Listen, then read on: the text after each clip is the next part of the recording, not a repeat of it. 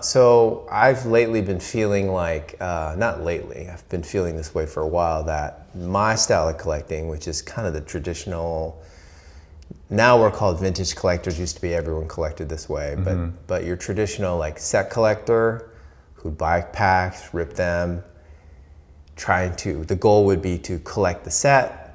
Sometimes it would be to collect the players from the teams you love. I was an Expo collector. I know you're a Tigers collector. Right. And we collected for the pure joy of having the cards, not for the money. Right. So I feel like our style of collecting is out of fashion, and I feel like the market has spoken very loudly and flipped quite a bit to the investor, or let's just say the new way of collecting, which is really price driven. Right.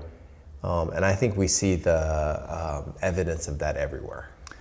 I mean, to be honest, when I was collecting back in the early 80s, I was thinking of value. Like that was in my head that these could be valuable at some point. So like, which is why I made sure my parents kept all my cards instead of just like tossing them. Yeah. So there was that element. I'm not a complete purist when it comes to. Well, you're a realist. Right. So, but yes, to your point though, I do think now I don't know how many people really are collectors anymore necessarily. In like Gen Z or millennials, maybe kind of like that. In Gen A, Gen Alpha, whatever, like probably not at all. Like it's all like looked at as, okay, this is something worth value. Yeah. That is valuable. It could go up, or I can just get rid of it right now and flip it and make money and get something else. I have yet to meet anyone in their 30s or 20s who will collect sets. Right. Yeah, I mean, like, so I know we've talked about, maybe we haven't talked about it before, but like, so Gordy Bonker, for instance, he buys sets, certainly. I don't know that but he's buying them to then sell them, I believe. Yeah. I imagine he's someone who does, though, have a PC, and I don't know if he does a PC from a set perspective necessarily. Yeah. We've obviously interviewed Garrett, who kind of also is in the vintage space, whatever. But again, I think it's more for like from a dealer perspective for him than collecting. I think they have an appreciation for it. Yes, and without question. I can ask Garrett and find out for sure. Yeah. I know his dad is a collector, so I wonder if his dad has sets. But I don't know if he himself collects sets. An example I would give you is like, the basketball Prism set, was that 2012 or something, the first set. Right. I know some people collect it, but I've never met anybody who's collected. And so it does make it feel like we're being left abandoned in the hobby. At least I do. And some of the things we talk about, and I don't want this to be old man ranting, but it's like, we go to card shows now. Sometimes it even says it's sports card shows, and it's just dominated by Pokemon. It's like, even in the last 3 years, I think the shift has been like 90% sports, 10% Pokemon, and now it's flipped. And maybe that's a Bay Area thing. I don't know. I haven't checked around enough. Yeah, I'd love to hear from other viewers, what their kind of experience is where they go to shows. Yeah, so. And we're kind of like expected now, right? When you go into a show, you kind of know it's going to be mostly Pokemon. Yep. In one way, it's good because it focuses your effort. You're not like feeling you're going to miss out. I can walk by this guy. Walk by this guy. Yeah. So that's one point of evidence. The other reason I feel like we're being squeezed out is the cost. Right. Like if I wanted to, and the thought has crossed my mind to collect like the most recent baseball top set, 2025, that would cost me an enormous amount of money to just rip all the packs open. I mean, I have seen at Target they sell like a set. They'll like a box set, whatever, and I think it's like, I don't know, $50-$60 maybe. I could be wrong about that, but again, that's only the base set, and you're not getting any of the parallels or whatever. Yeah. And so that comes down to, is that something satisfying to you or not? I don't know. Yeah, right? Yeah. And I guess I shouldn't pine for the old way, because the old way you would open up a pack, and that card could end up eventually being worth a lot of money. I don't even think that's possible now. Like even with the, if if you went back and bought Bobby Witt's rookie year, you have to get a particular set. Like you'd have to do Toxichrome or right. to get or the get a card. parallel. Or yeah, whatever. And you have to get a parallel. The base cards are just, I mean, it's weird. It's like nobody wants the base. You see it all over the place. Yeah.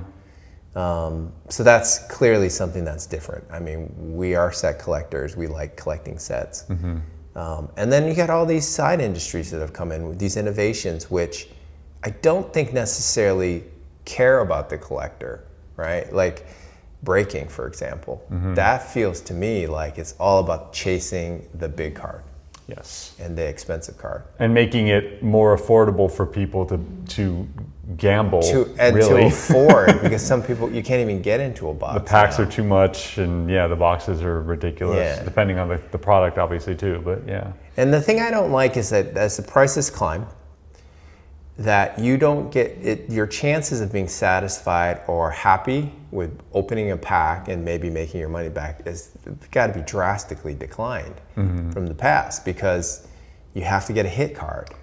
Yeah, I mean, I've heard that the ROI on things is like you maybe make back like 10% of your value or something, or even probably higher than that, but it's still like it's hard to get to how much you're paying to get back that value.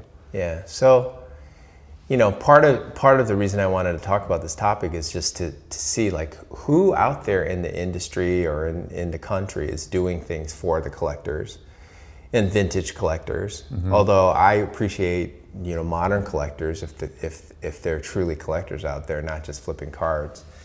What are people doing and how are they enjoying the hobby? Because right now, the trips to the local card store, it's like I don't even look to buy wax, right? Unless they have some old junk wax, which usually is a waste of money anyways. Right. And I usually have those cards.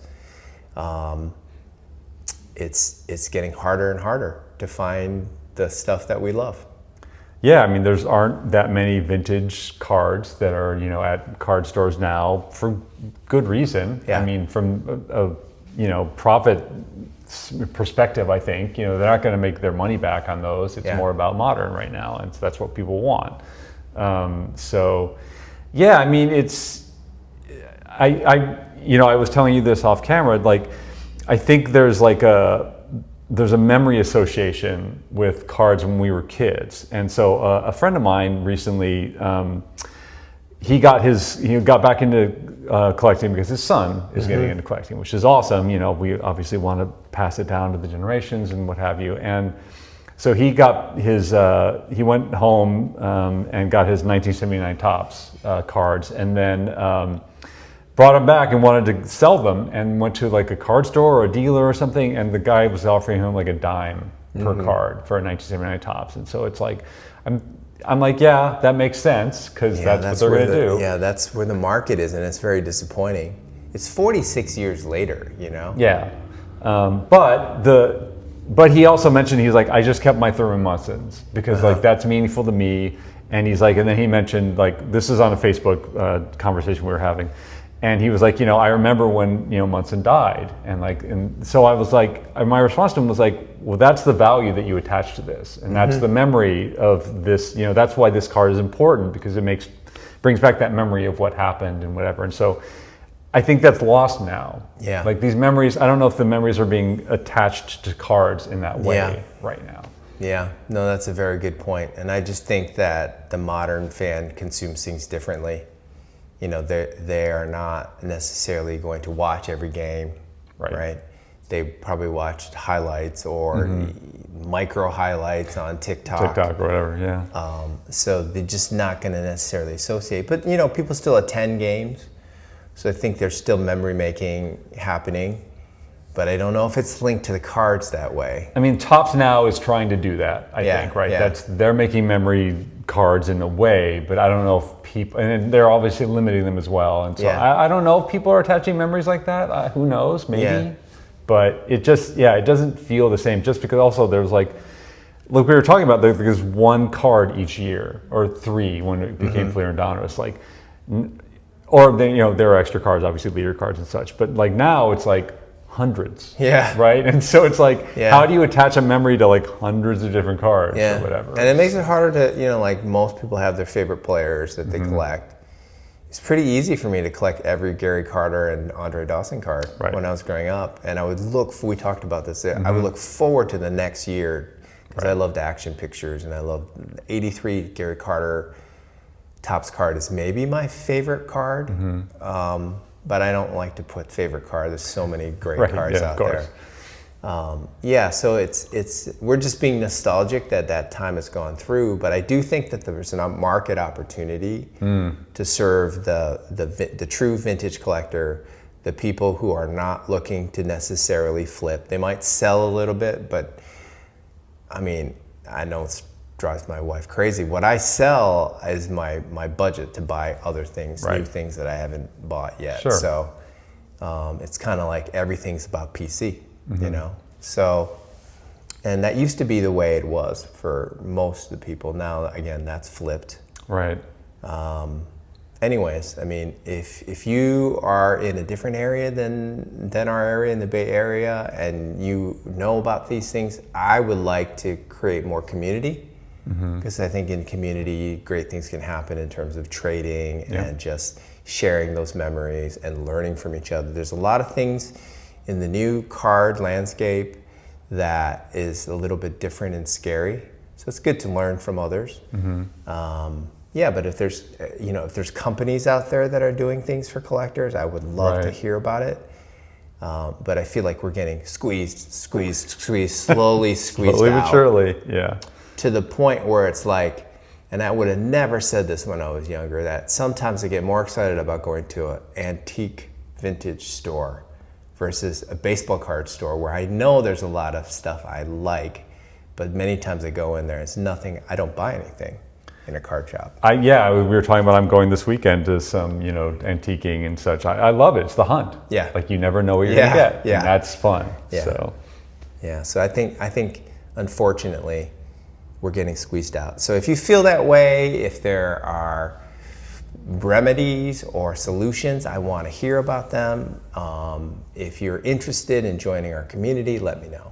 Yeah, it's great that you're doing this here, and hopefully it'll start something. So. Yeah, hopefully. Yeah. I guess that's kind of it. Yeah. Our rant. Okay. Thank you. Thanks, everyone.